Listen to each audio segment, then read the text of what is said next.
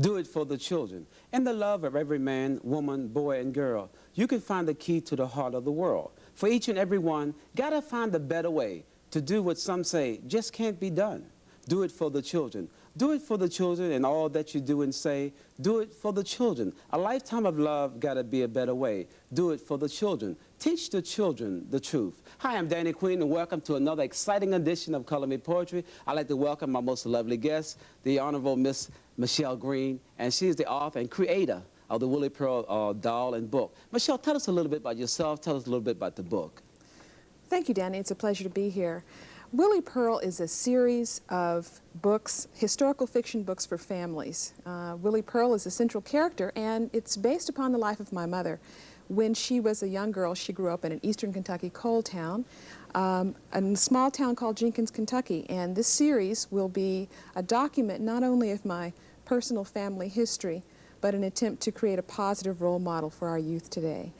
The dolls are an outgrowth of the Willie Pearl series and are the brainchild of the publisher, William Ruth and Company. Bill Holmes is the CEO, which is a minority-based local firm here in Prince George's County.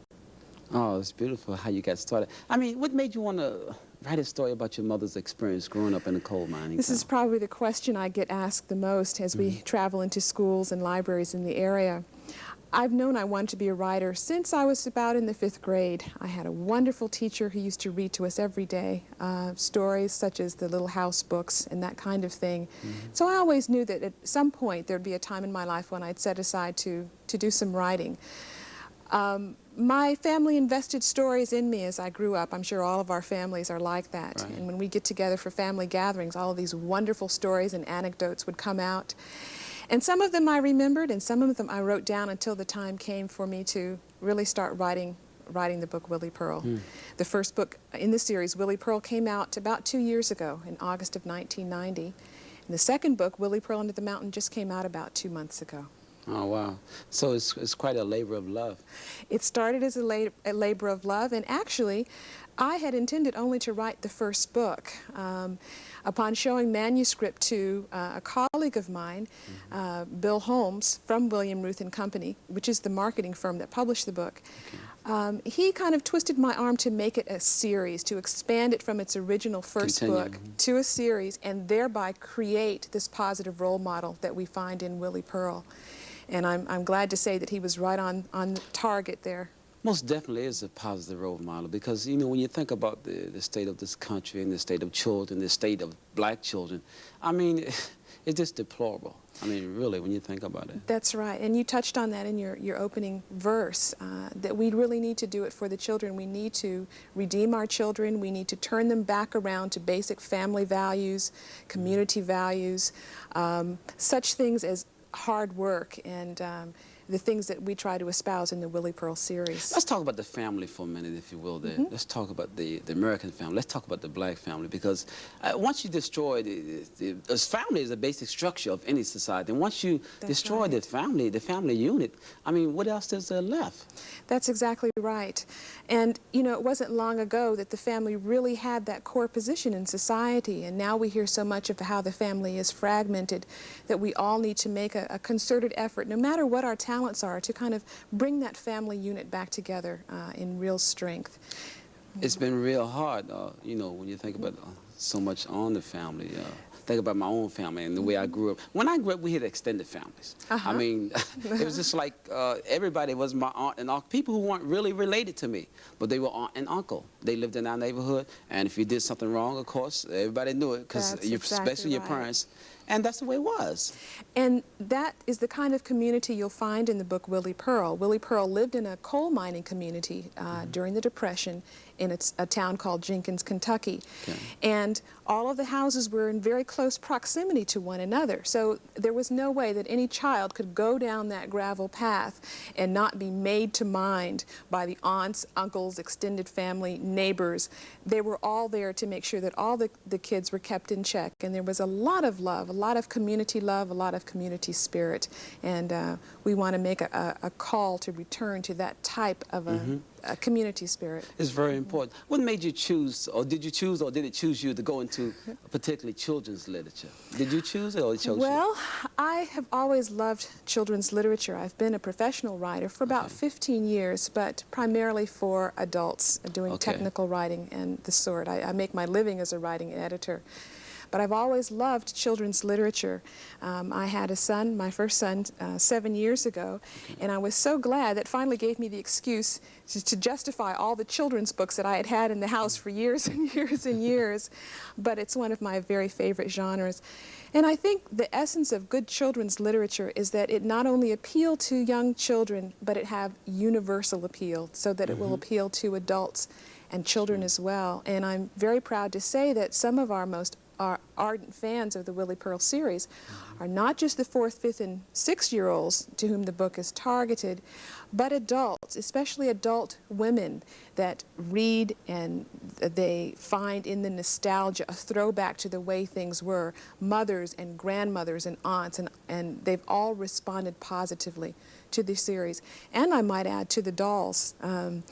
I would say that our greatest market for the dolls is not necessarily the 9 and 10-year-old girls, but the women 25 years and older that did not have such beautiful minority dolls. So you have collectors too. That's correct. We do quite a bit in the collectibles market.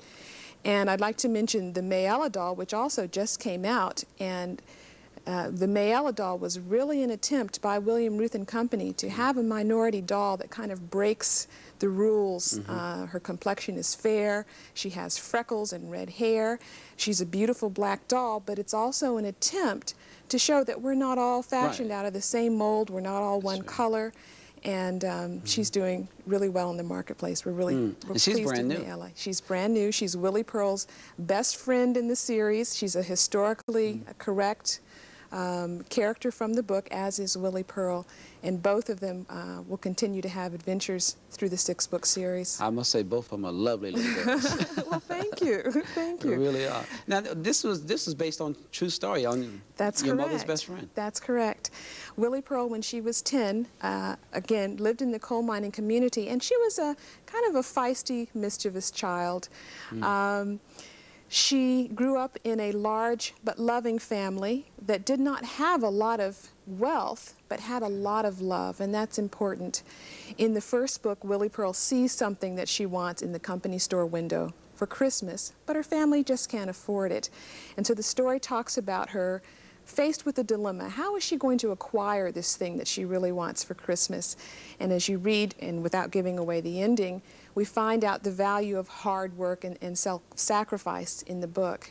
Now, in the second book, Willie Pearl Under the Mountain, it takes place in the spring. And there, Willie Pearl has been disobedient, as all of us have been as children, and sometimes as adults.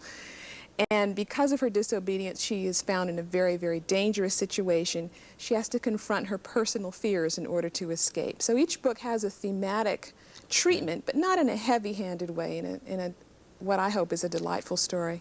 I think that's a beautiful thing about literature. You know, I once heard songwriters say that writing a good song is writing like a short, it's compared to writing a short story. I've also heard people like Lionel Richie say that writing a good song, you have to be simple but complex at the same time. That's exactly right. And again, I think the essence of children's literature, you know, we underestimate our children so much and what they're able to understand and respond to.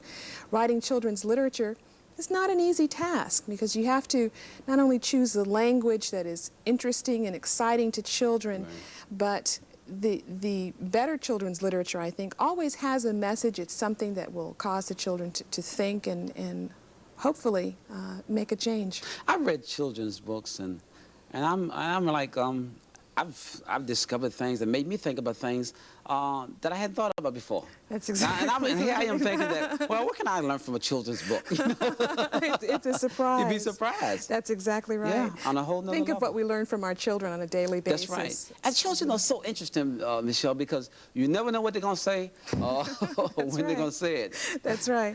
I remember once my sister babysitting some kids, and little kids are just bad little kids. I mean, they were like babies kids, you know. And my sister asked them, how come y'all so bad? I mean, why are you so, I mean, you know, so obnoxious? And the little kid just looked and said, well, we can't help it.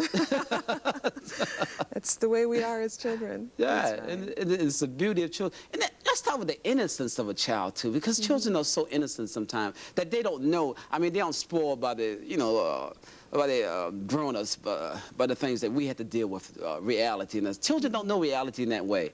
I mean, children are innocent, and some of the things that they say sometimes will just absolutely floor you.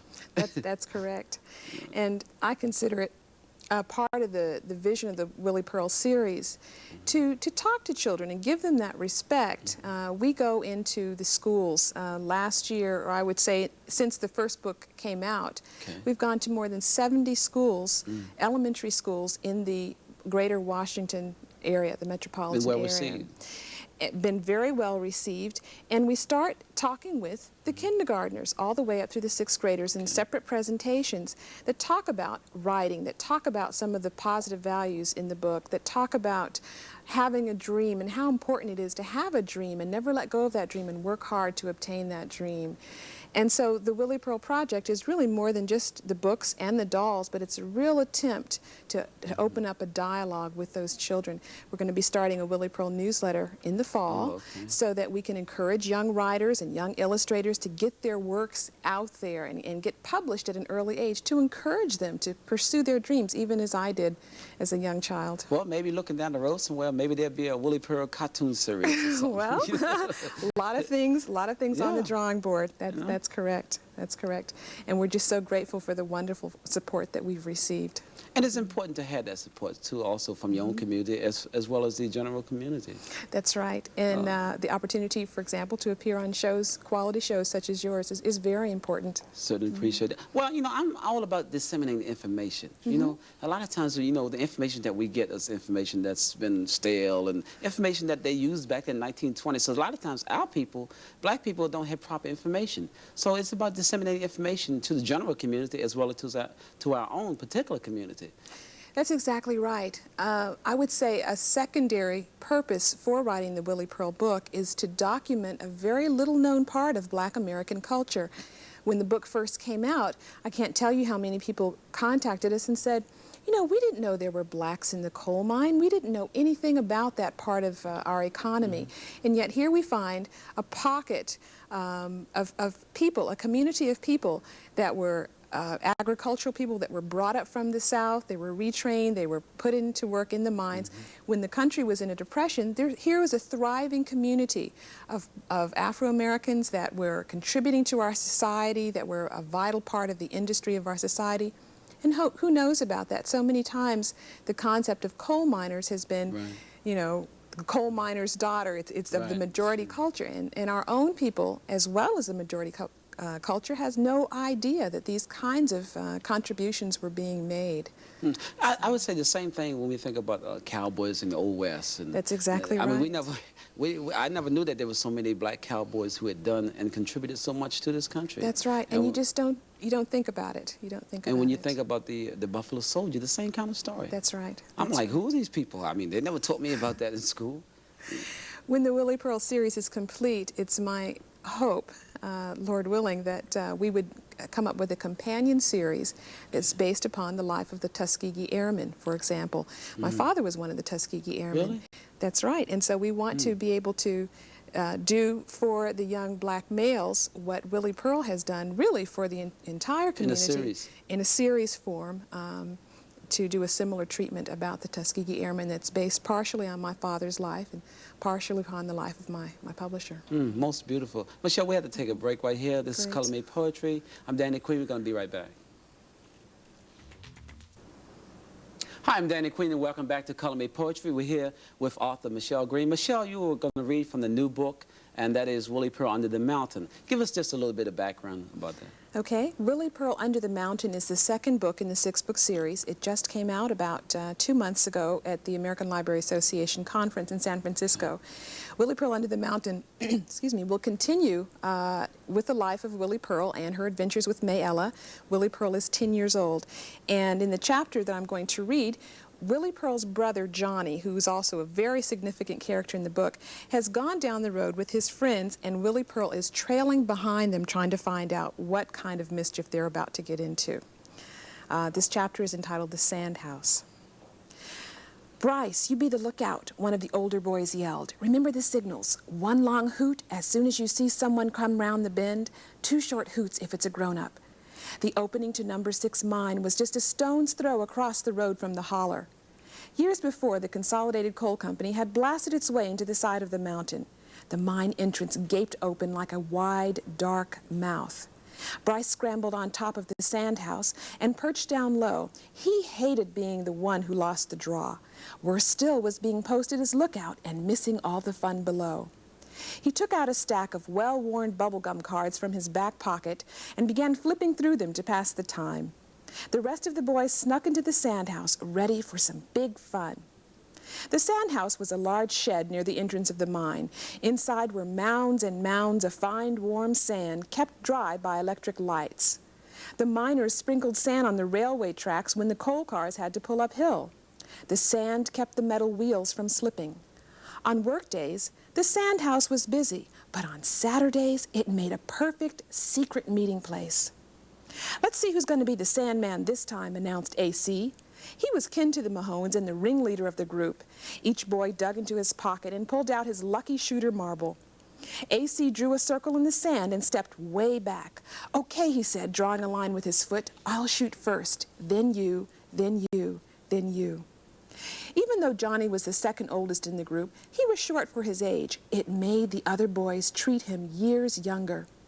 A.C. knelt down on one knee, squinted one eye, and readied the marble between his thumb and index finger. Whoosh! Out popped the marble in a fast, straight line. It left a faint trail in the sand as it entered the circle and stopped just before the far edge. "Good shot," said Floyd. "Me next."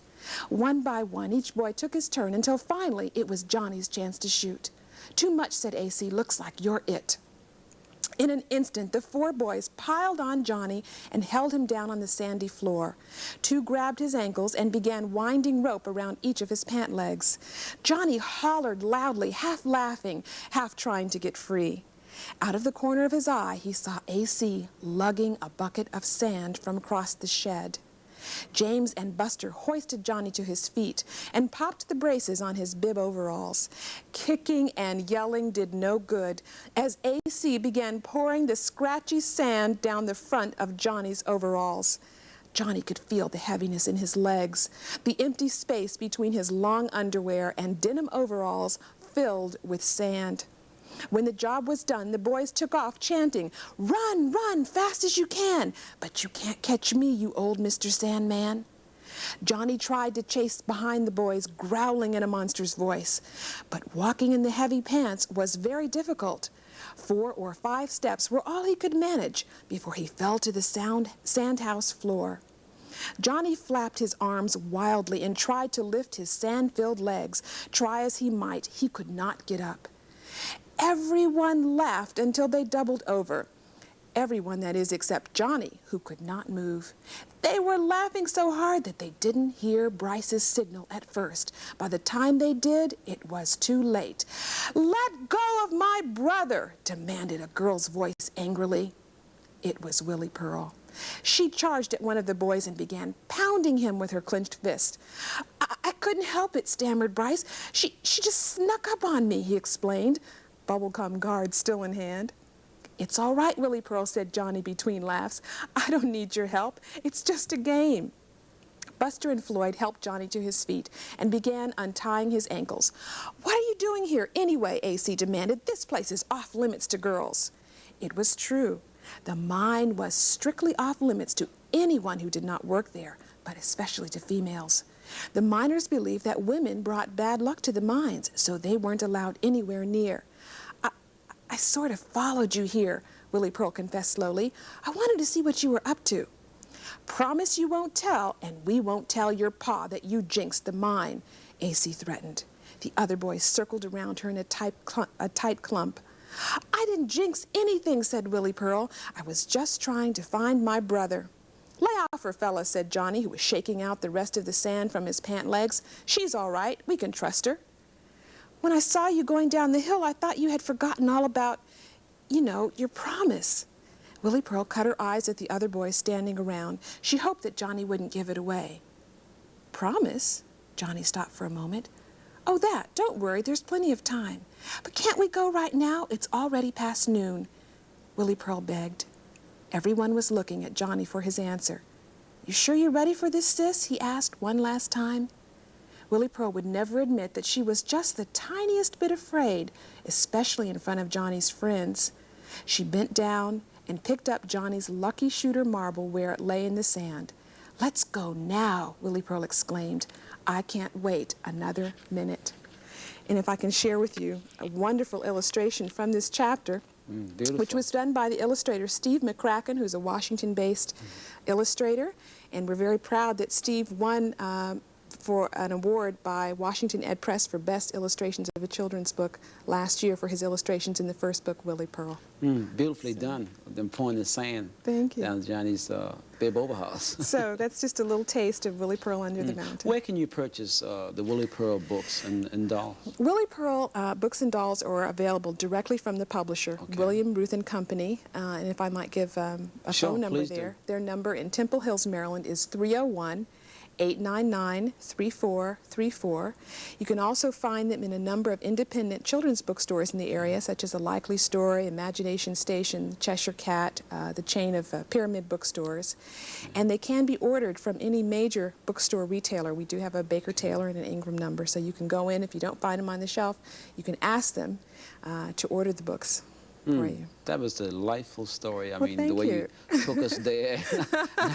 I could just see these little kids, you know, just having fun, you know, with the sand in his pants. That's right. That's the kind of thing that children do everywhere, really. That's right. And that's a universal concept too, though. It certainly is. It certainly is. So even though we try to give a slice of African American culture, really having fun and getting into trouble, that's an experience that all of us share, Sure no matter is. what race, no matter what age, no matter what time and condition that we grew up in. I guess that's the part of the beauty of being a child and growing up, you know. Because I know as a child, I certainly did all kinds of things. Right.